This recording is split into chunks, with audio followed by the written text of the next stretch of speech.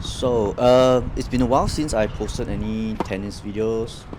Mostly because I guess I'm not so confident whether I'm doing playing too well or something like that. And plus the other times, most of the time if it's in the sun, using my GoPro 9 doesn't really work.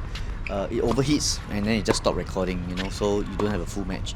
And that's what happened during this. I actually accidentally made the wrong mode, and so I think I changed out. It was in a kind of like battery optimization mode or something like that instead of a tripod mode, and as a result, the battery overheat and it just shut down.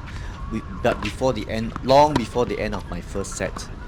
Yeah. So yeah, back to the question about tennis. Yeah, so I had multiple injuries over the last few 6 months. Plus I've been playing a lot more pickleball, and actually I had my injury was due to pickleball more than tennis. Yep, and it took me a while to recover, and I'm still recovering. I'm following the ATG Zero program, which has been very helpful. Plus, I have the X3 bars with me, yeah, for some resistance training, and I think both of these should be able to help me out to improve my game and my fitness and also my strength and flexibility. Okay, now, so this is a first Rovo match after so long that I've done, and I'm playing again with Jerome here, and you can see that he's a fast runner. He can reach balls very quickly and bring them back. And at this point in time, almost any other players that I play with runs faster than me. Okay, that is a given. Okay, I can't due to my own injuries. It's gonna take me a long time before I actually can run properly, and so I've developed this weird little tiny side steps, and tiny movements. uh, I'm trying to improve on it. I'm trying to make it look more appealing on video, right? But it is what it is. Yeah, because I can't do like a shuttle run kind of well, maybe I have to train for it. I can't really do like a shuttle run kind of running because I don't think I have the stability and I have the strength, but probably not the stability to stop suddenly and then turn back, or things like that. And I think probably also due to habits. So this is something that I will actively work on. My I would say, yeah, my running for the balls, and able to stop in time and push back kind of things, and that also impacts my pickleball too, right? So you don't want to run and continue running non-stop and then leave your partner on the court by himself or herself, right? So this is obviously not my first tennis game after so long. I have been playing in the STA Masters and sometimes Advanced and Intermediate. However, in the tournaments generally the games maybe 1 hour, 1.5 hours. Yeah, I remember my very last tournament. I was playing up to almost 2 hours, and it was so hot. 3 sets, third set tie break. I lost only one. I lost 2 points in the tie break. I mean, I lost my tie break points, and but at the end of the day, my whole day, it was so hot that I just couldn't do anything for the rest of the day. The game was in the morning at 8 a.m. but finished about 11. I couldn't do anything for the rest of the day. And as for my opponent, he had to play the next day, and he totally could not play. He totally lost. So both of us killed each other on the court. So yeah, that was to build up some confidence for me to play a fixed 2 hours match, things like that. And yeah, so few things I try to improve during in this particular game, or the whole match, right? First thing is obviously my serves. I'm trying to get a very relaxed serve, with almost a very relaxed grip during serve, because I realized that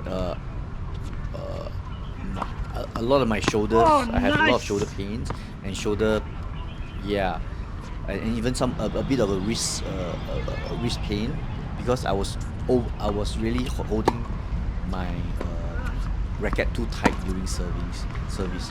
So I'm trying to create a very smooth motion with a very loose wrist for my service game, and I think I did it quite well here. But it's something that you have to be aware of, because when you're tight for a point and all that stuff, you tend to tighten up everything, including your serve. So that's something I will build up over time. The other thing is obviously my split step. So one problem with my split step is that I split step onto instead of onto my toes, I just split step on flat on the floor, and actually it doesn't make a difference whether whether I did a split step or not, because once I land on the floor, I couldn't it wasn't helpful for me to move off suddenly. So the thing with split step is that you need to split step and land on the ball or feet so that you are ready to run off in any direction depending on the ball. I'm still very bad at guessing balls. I'm still bad at guessing which direction the ball is going to go, especially when my ball is short.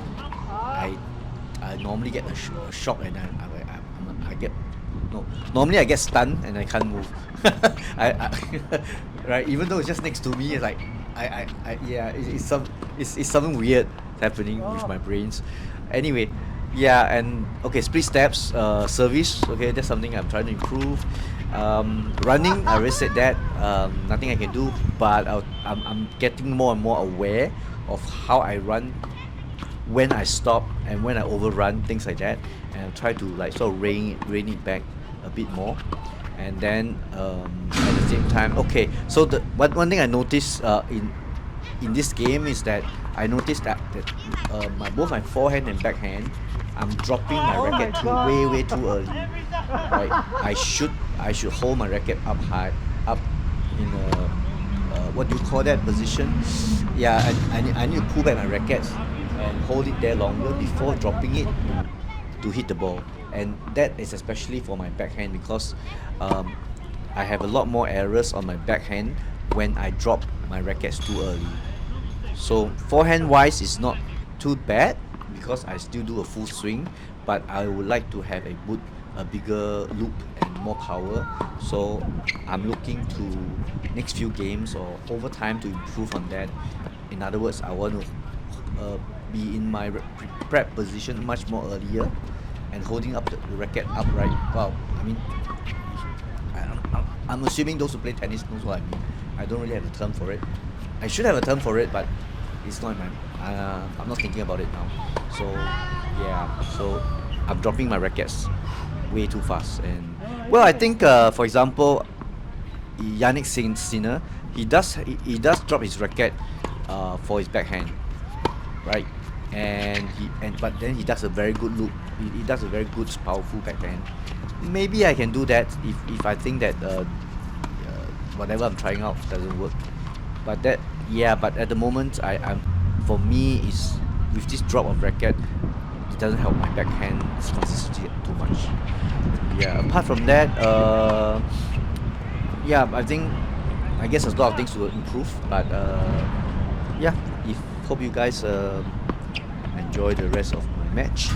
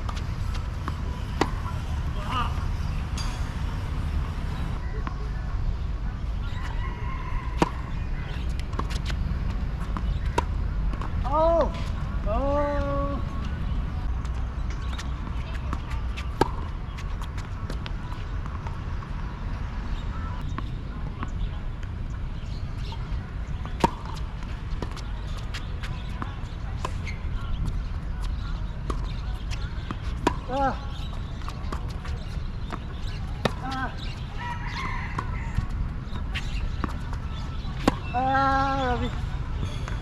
6-2.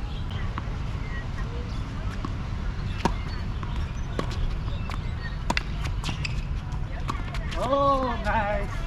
Oh, all right, that's it. Whew. Ah.